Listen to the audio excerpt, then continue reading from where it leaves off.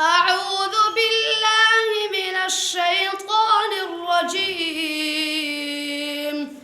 بسم الله الرحمن الرحيم. أفحسبتم أنما خلقناكم عبثا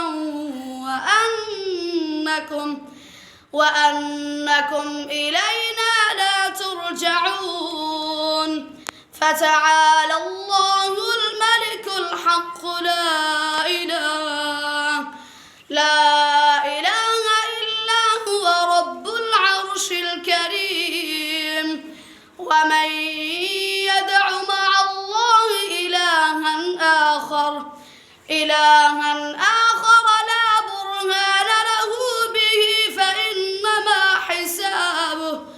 فإنما حسابه عند ربه إنه لا يفلح الكافرون.